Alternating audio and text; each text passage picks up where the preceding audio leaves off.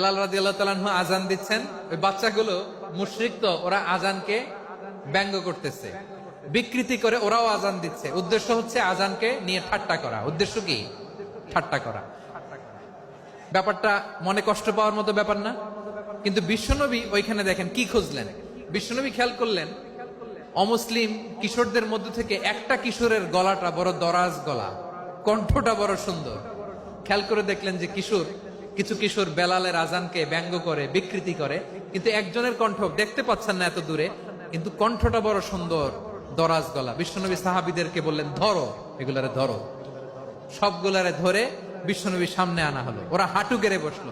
বিশ্বনবী বললেন, তোমাদের মধ্যে কে যেন ব্যঙ্গ করে আজান দিচ্ছিল, তার গলাটা বড় উঁচু, গলার বেসটা বড় মজবুত, মেলোডিয়াস, সুমধুর কণ্ঠ। কে? আবু মাহজুরা বলে, আমার বন্ধুরা সবাই আমার দিকে আঙ্গুল দেখায়, আমি পড়ে গেছি বিপদে। রাসূল সাল্লাল্লাহু আলাইহি ওয়াসাল্লাম বাকি অমুসলিম তরুণদেরকে ছেড়ে দিলেন, বললেন তোমরা যাও। এবার আবু মাহজুরারে পাইছে।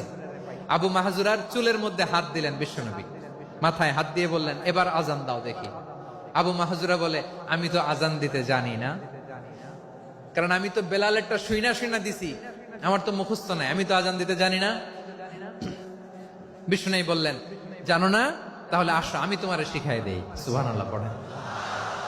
আবু মাহজুরা হাঁটু গেড়ে বসে, বিশ্বনবীর মোবারক হাত আবু মাহজুরার চুলের মধ্যে। বিশ্বনবী আজানের মুআল্লিম আবু মাহজুরাকে বলতেছে, ঠিক আছে তোমারে শিখাই দিচ্ছি, আমি যা যা বলবো আমার সাথে সাথে বলো, পারবা? আবু মাহজুরা বলে, পারবো। বিশ্বনবী আজান দিচ্ছেন, মাথায় হাত দিয়ে আল্লাহু আকবার,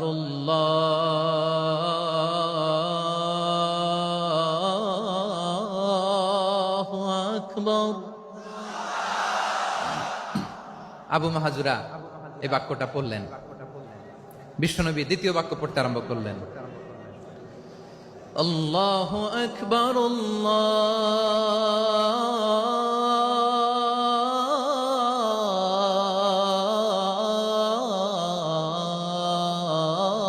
আল্লাহু আকবার।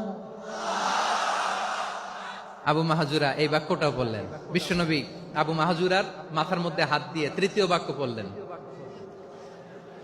আশহাদু আল্লা ইলাহা ইল্লাল্লাহ।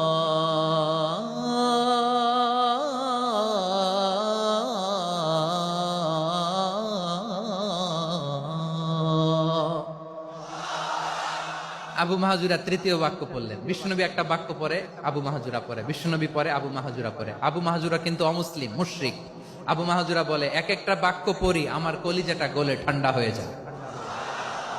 এতদিন মোহাম্মদকে গালি দিতাম, এখন মোহাম্মদ আমার মাথায় যখন হাত রাখছে আমার সারা শরীর ঠান্ডা হয়ে গেছে। বিশ্বনবী আজান শিখাচ্ছেন, একটা একটা বাক্য পড়ে আবু মাহজুরাও পড়ে, বিশ্বনবী পড়ে, আবু মাহজুরাও পড়ে।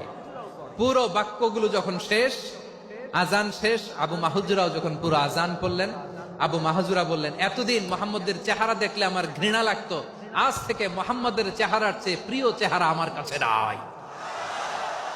আবু মাহজুরা বললেন, ও মুহাম্মদ, আজানের বাক্য তো আপনি আমারে শেখালেন, এখানেই শেষ করবেন না, আপনি আমারে পড়ায় দেন, লা ইলাহা ইল্লাল্লাহু মুহাম্মাদুর রাসূলুল্লাহ সাল্লাল্লাহু আলাইহি ওয়াসাল্লাম।